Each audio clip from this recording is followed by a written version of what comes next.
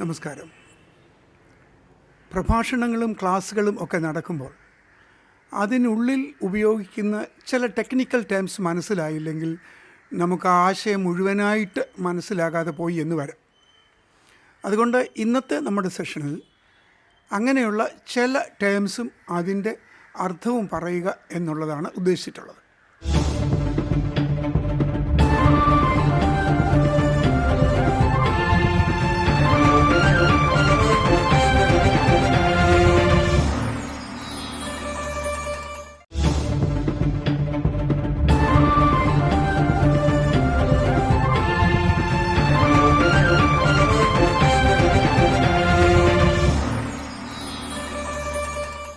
പ്രഭാഷണങ്ങളും ക്ലാസ്സുകളും ഒക്കെ നടക്കുമ്പോൾ അതിനുള്ളിൽ ഉപയോഗിക്കുന്ന ചില ടെക്നിക്കൽ ടേംസ് മനസ്സിലായില്ലെങ്കിൽ നമുക്ക് ആശയം മുഴുവനായിട്ട് മനസ്സിലാകാതെ പോയി എന്ന് വരാം.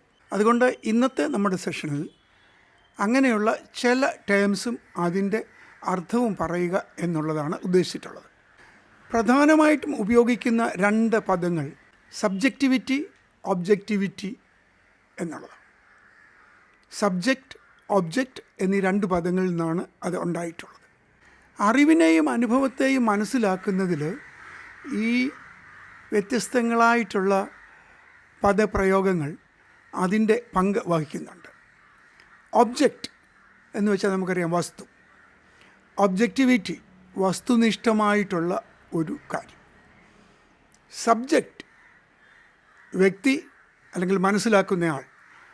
ആ ആളിൻ്റെ സാഹചര്യങ്ങൾക്കനുസരിച്ച് ആ ആൾ കാര്യങ്ങളെ മനസ്സിലാക്കുന്നതനുസരിച്ച് കാര്യങ്ങൾ വ്യത്യാസപ്പെടാം. അതാണ് ഒബ്ജക്റ്റിവിറ്റി, സബ്ജക്റ്റിവിറ്റി എന്നീ രണ്ട് പദങ്ങൾ കൊണ്ട് വിവക്ഷിക്കുന്നത്. ഒരു ഉദാഹരണം പെട്ടെന്ന് പറഞ്ഞാൽ, ഈ സിനിമ 150 മിനിറ്റ് ഉണ്ട് എന്ന് പറയുന്നെന്ന് വിചാരിക്കുക. അതിനകത്ത് വലിയ തർക്കത്തിന് കാര്യമൊന്നുമില്ല. 150 മിനിറ്റ് സിനിമയുണ്ട് എന്നുള്ളത് അത് ശരിയായിരിക്കുന്നിടത്തോളം കാലം അതിലാർക്കും തർക്കിക്കാൻ പറ്റില്ല. അത് 150 മിനിറ്റ് ഉണ്ട്. ഇത് വസ്തുനിഷ്ഠമായിട്ടുള്ള കാര്യമാണ്. അതായത് അതൊരു ഡേറ്റയാണ്. അതിനെ ആർക്കും ഒരു തർക്കത്തിലൂടെ തോൽപ്പിക്കാനോ കൂടുതൽ വിജയിപ്പിക്കാനോ പറ്റില്ല. ഇത് 150 മിനിറ്റുള്ളതാണ്. എന്നാൽ ഇതൊരു നല്ല സിനിമയാണ് എന്നുള്ളതിൽ തർക്കിക്കാൻ പറ്റും.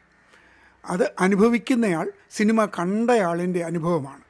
അപ്പോൾ ഈ കാര്യത്തിൽ വേണമെങ്കിൽ ഒരു തർക്കമോ സംവാദമോ വിവാദമോ ഒക്കെ ആവാം. ഇത് നല്ല സിനിമയാണ്, അല്ല നല്ല സിനിമയല്ല.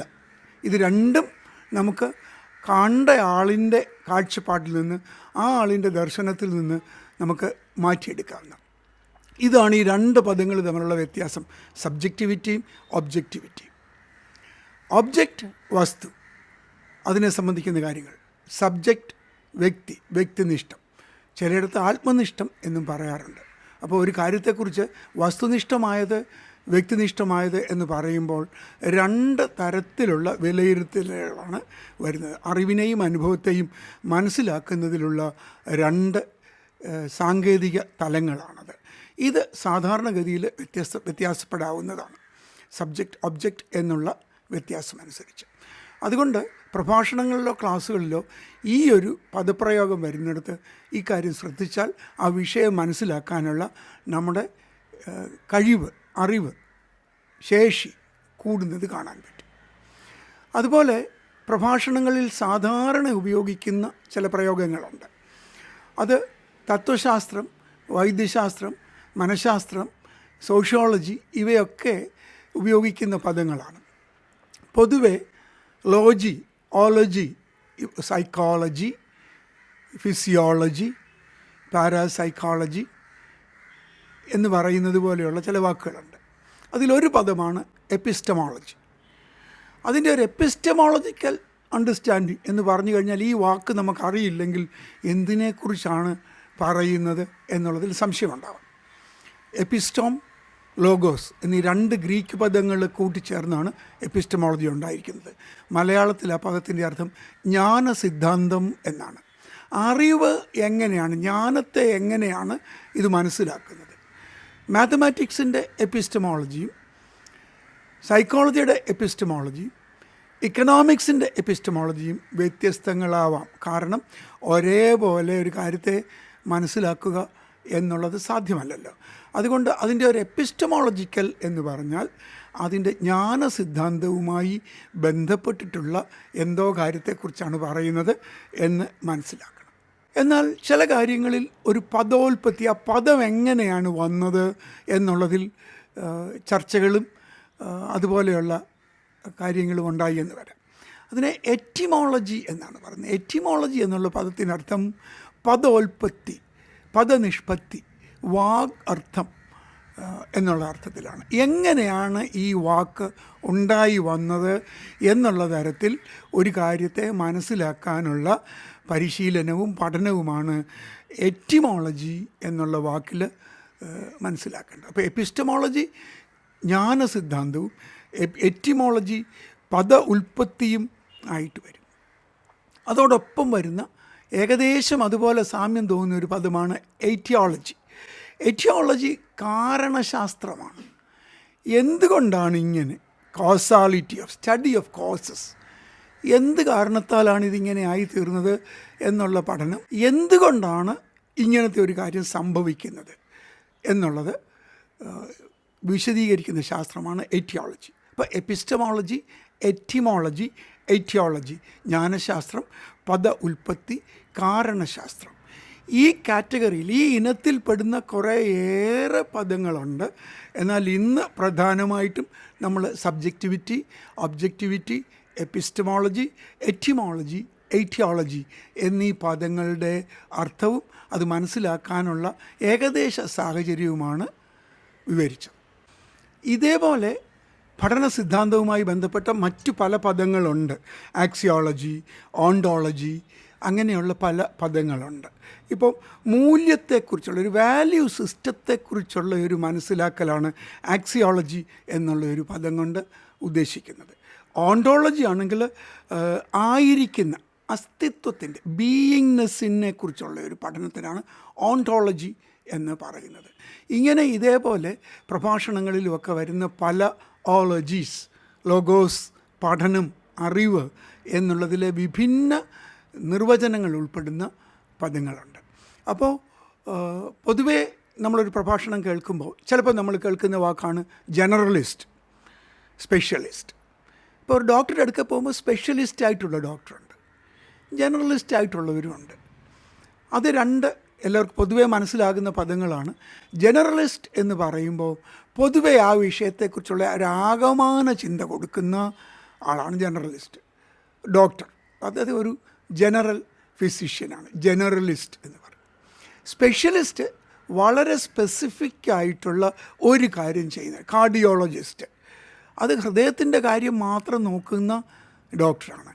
അപ്പം ജനറലിസ്റ്റ് എന്ന് പറഞ്ഞാൽ ഒരു കാര്യത്തെക്കുറിച്ചുള്ള പൊതുവായ ധാരണകൾ ഉള്ള ഒരാളും, സ്പെഷ്യലിസ്റ്റ് എന്ന് പറയുമ്പം അതിലെ ഒരു ഭാഗത്തിനെ മാത്രം കൂടുതൽ മനസ്സിലാക്കുന്ന ആളുമാണ്.